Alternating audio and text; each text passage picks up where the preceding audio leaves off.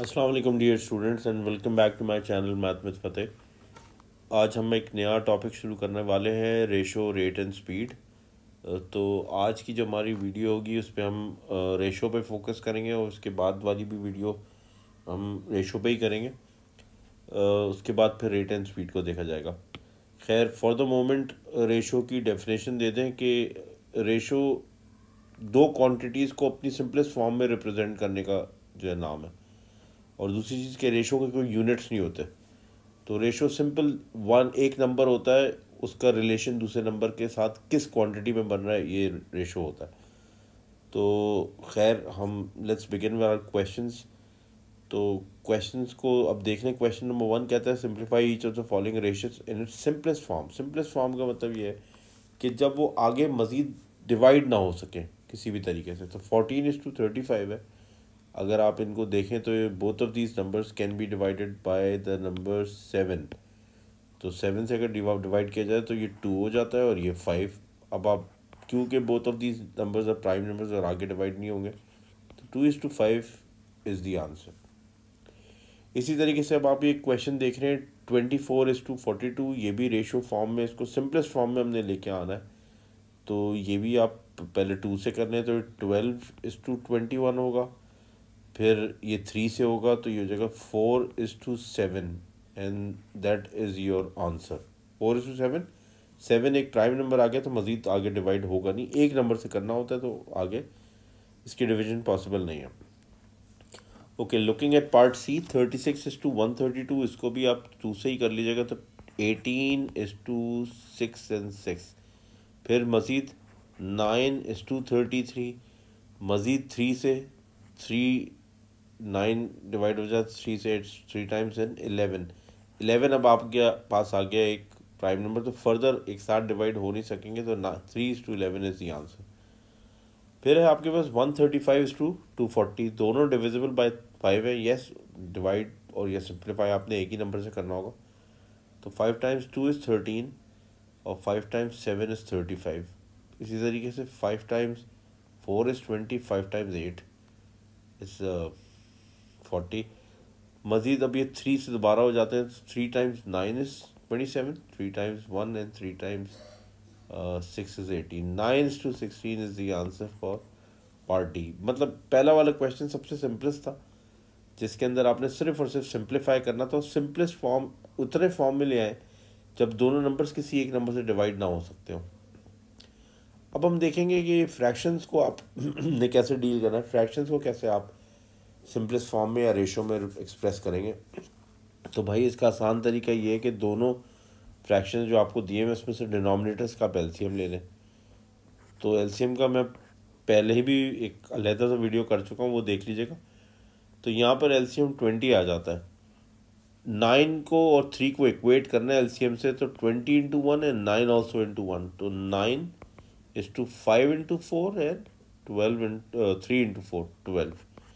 LCM लेने के बाद आप इस एलसीएम को भूल जाइए, क्योंकि आपके जो न्यूमरेटर्स थे वो एक्चुअल अब आ गए हैं, वो एक होल नंबर फॉर्म्स में आ गए। तो एलसीएम मतलब डिनोमिनेटर की बस ज़रूरत है नहीं।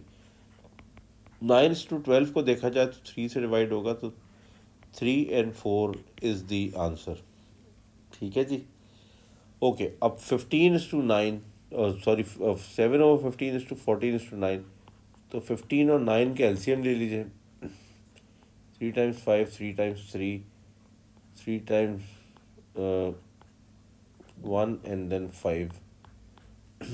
45, 3 times 3 is 9, 9 5 is 45। 5 into 3 and 7 into 3 is 21। 9 into 5 and 14 into 5 is 70। 21:70 को अब फर्दर हमने डिवाइड करना है। तो yes, these two numbers are divisible by 7। तो 7 टाइम्स 3 is 21 and 7 times 10। तो 3:10 इज़ द रेशो। ये इन दो फ्रैक्शंस का जो रेशो जिस हिसाब से आपस में एक दूसरे को रिलेट करते हैं वो है 3:10। फिर आ गया 15/28:18:7। इसका एलसीएम 28 हो जाएगा दोनों डिनोमिनेटर्स का। 28 into 1 एंड 15 into 1। तो 15 तो एज इट इज़ रहा। 7 into 4 एंड 18 into 4, तो ये हो जाएगा 72। Get rid of the denominator 15:72 को चेक करेंगे किसी एक टेबल से, यस 3 के टेबल से। 3 times 5 is 15, 3 times 2 and 3 times 4, तो 5:24 क्योंकि 5 और 24 दोनों किसी फर्दर एक टेबल से डिवाइड होते नहीं हैं। अब आता है जी 44 एंड 32, इन दोनों का एलसीएम ले लें जी 132, तो 44 इंटू 3 और 25 into 3, 75 is to 33 into 4 and 50 into 4, 75 is to 200. Get rid of the denominator, 75 is to 200, 5 से भी कर लें, 5 times 1 and 5 times 15, 5 times 4 and 0, फिर मज़ीद 5 से तो 5 times 3 is 15 and 5 times 8, तो 3:8 में ये रेशो अब आप जब इसको देंगे एक रेशो फॉर्म में, 3:8 इज़ द लोएस्ट फॉर्म जिसमें आप रिप्रेजेंट कर सकते हैं। Okay, simplify each of the following ratios in its simplest form. पहले में हमने सिंपल होल नंबर्स किए थे, सेकंड में हमने फ्रैक्शंस किए थे, थर्ड में हम डेसिमल्स इन्वॉल्व है, तो डेसिमल्स को रेशोज में कैसे लाएंगे ये भी देख लें। हमने सिंपल अगर डेसिमल्स में दिए हुए तो इनके आपने इनके डेसिमल्स ख़त्म करने, किसी भी नंबर से मल्टीप्लाई करके, या वो 10 हो, 100 हो, 1000, खैर। तो अगर जो एक साइड भी अगर 100 से हो रही, दूसरी साइड भी 100 से होगी, कोई कम या ज़्यादा का नहीं है। They will have to be maintained और multiplied at with a number जो कि दोनों की इक्वेशन ना ख़राब करें। तो आपने मुख्तलिफ जो है आपने नंबर से मल्टीप्लाई नहीं करना है, वो या वो 10 होगा या 1000 होगा या 100 हो, that has to be the same. Sorry, तो ये बन जाता है मल्टीप्लाई करने के बाद 9:21।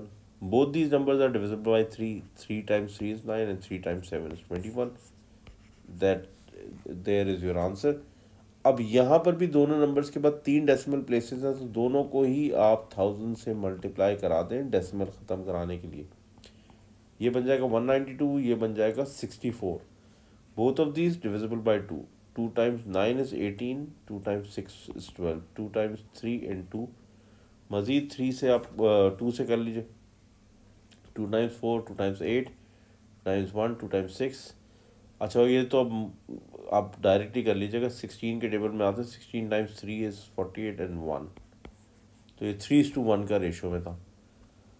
अब ये 0.25:1.5, बोथ साइड मल्टीप्लाई बाय 100। अब आप कहेंगे ये साइड को क्यों आपने सर मल्टीप्लाई बाय 100 करा दिया? बताया है आपको, दोनों साइड्स का डेसिमल ख़त्म कराने के लिए अगर एक साइड 0.25 मल्टीप्लाई बाय 100 हो रही है तो दूसरी साइड को भी मजबूरन हमने उसी नंबर से मल्टीप्लाई करवाना है ताकि हमारी इक्वेशन ख़राब ना हो। तो खैर दिस साइड बिकम्स 25 और दूसरी साइड आपकी बन जाती है 150, बोथ डिविजिबल बाय 5 एंड 30, और फिर एक दफ़ा और डिवाइड कर सकते हैं, 5 times 1, 5 times 6, 1:6 का रेशो।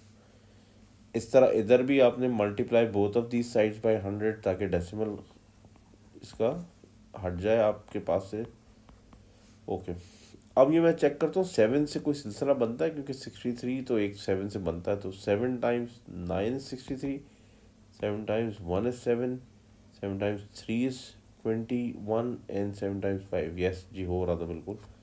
और ये दोनों भी अब मैं देख रहा हूँ तो 9 से ही डिवाइड होंगे, 9 times 1, 9 times 1 is 9, और 45 बन रहा है, तो 9 times 5 is 45, 1:5 का रेशो ये आ गया। तो hope this video was helpful. इससे आपको रेशोज़ के मैंने बिल्कुल बेसिक्स आपको बताइए कि रेशो सॉल्व कैसे करनी है, और मज़ीद इसकी डिटेल आपको कल वाली वीडियो में मिलेगी, जो एग्ज़ाम स्टाइल थोड़े से क्वेश्चन होंगे, मतलब आपको समझ के आनी चाहिए रेशोज़ में, वो मैं आपको कल की वीडियो बताऊंगा। तो thank you for tuning in, and yes for online tuition you can contact me on the WhatsApp number which has been given in the description of the video. Thank you for watching, and Allah Hafiz.